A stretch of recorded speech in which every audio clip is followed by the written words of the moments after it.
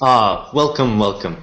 You're just in time to catch our latest discussion about existentialism on the hit show Existentialist Inquiries. I'm your co-host, Daniel Chenninborough. And I'm your co-host, Samir Durvasula. Today on Existential Inquiries, we'll be going over the existentialist themes in two movies, Gattaca and The Matrix. What movie is more existentialist? That we will find out. Today, Samir and I will debate about the existentialism in Gattaca and The Matrix. For viewers who don't know about it, although I'm surprised that any would not, existentialism is basically the philosophical study of the purpose in life. Samir is going to disagree on it, but I feel Gattaca is the most brilliant show of existentialism in film. You're right. I disagree.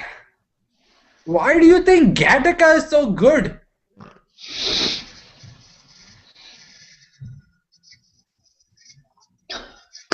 Well, I believe that Gattaca perfectly captures the essence of Kafka's existentialism, hopelessness, and isolation. In the futuristic society that Gattaca takes place in, one's genetic makeup determines their future.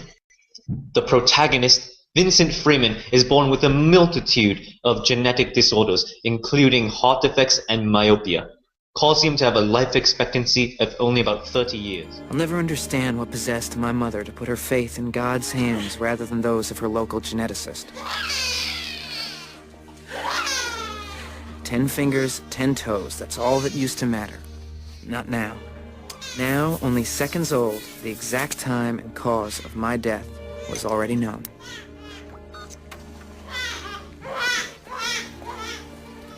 Neurological condition, 60% probability. Manic depression, 42% probability.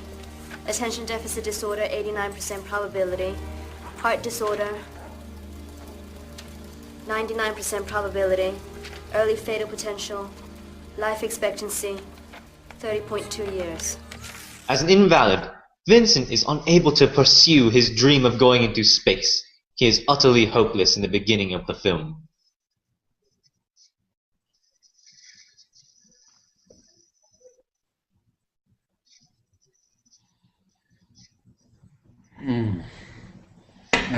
Good stuff, good stuff. It is through the development of character that we truly see existentialist philosophy, the search for being coming through. Wachowski's The Matrix is where we see this character development, the search for meaning, a questioning of reality, because what is reality? Is it only what we perceive through ourselves, as absurdists like Camus would suggest? Or is there something more? Those are the central themes of The Matrix in a world led by machines. And we see through Neo, the embodiment of isolation.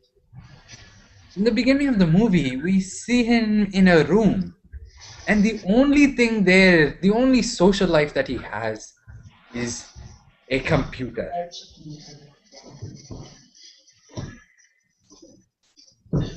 Oh no, in terms of isolation, there can only be one true embodiment, and that is Jerome Eugene Morrow. Although he's a genetic masterpiece, he suffers from the pressure of having to be the best. When he finishes second at a prestigious swimming competition, Morrow becomes extremely depressed and attempts to commit suicide by jumping in front of a car.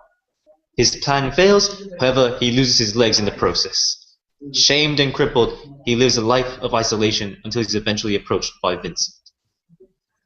But does not Eugene commit suicide at the end of the movie? Isn't suicide not an acceptable escape from the absurd life? Now, we both agree that both movies have existentialist themes. But I have never seen as amazing dialogue as in The Matrix.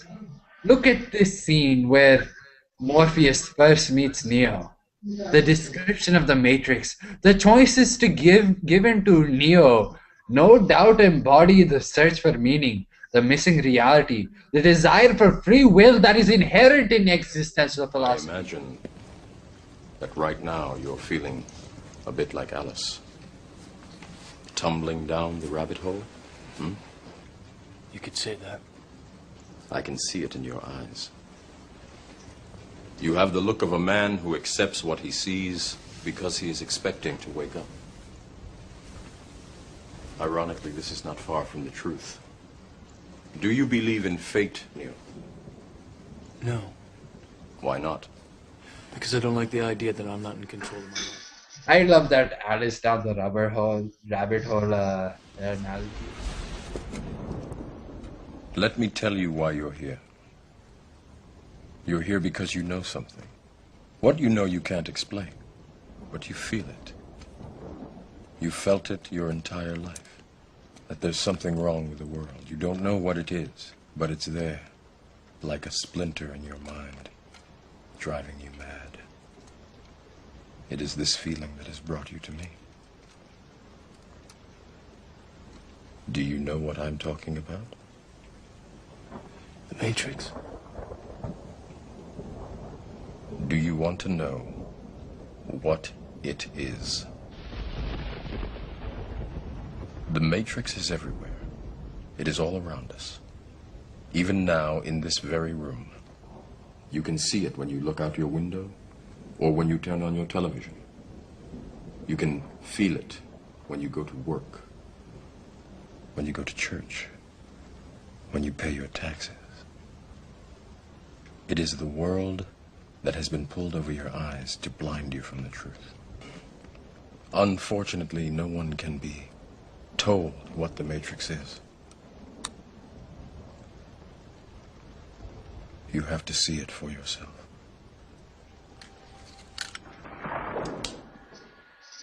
Although it is not acceptable to commit suicide in order to escape absurdity, Jerome's suicide is the absolute show of isolation.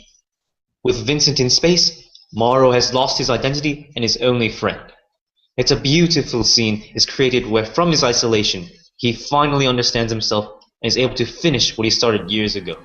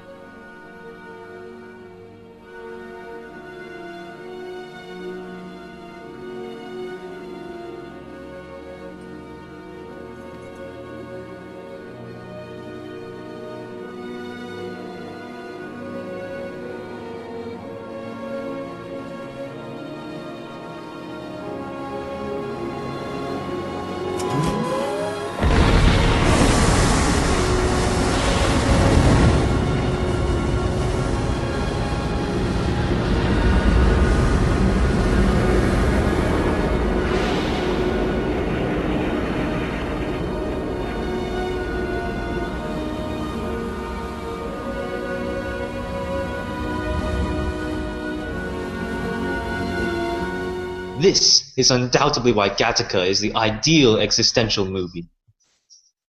Isolation, despair. But existentialist does not mean depression always. This is why I prefer the Matrix. There is a light at the end of the tunnel.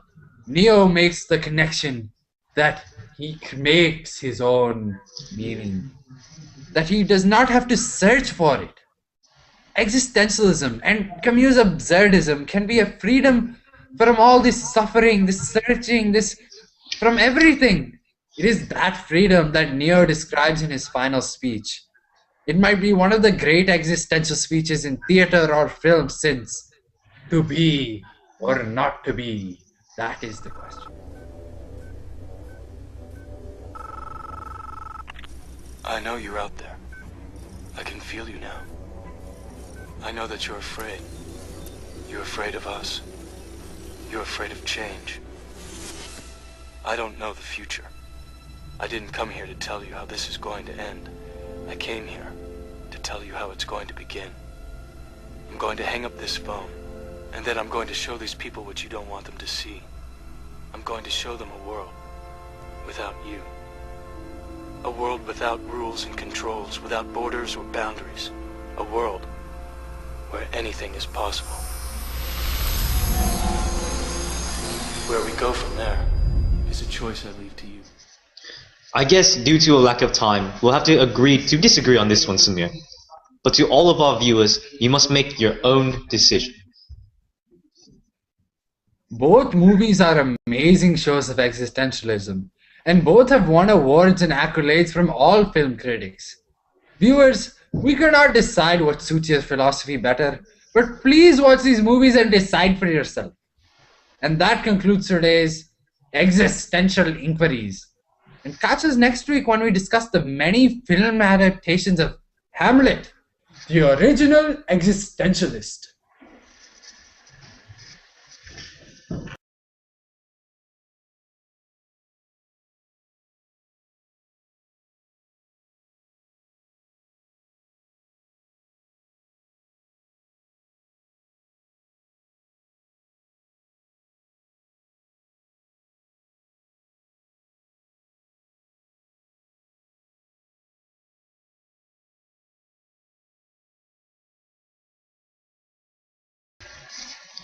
Today, Samir, you need to switch the screen. I did. GG. It's already switched. Go. Oh, my bad. We should start over. We don't have to restart the entire video. Just go. Okay.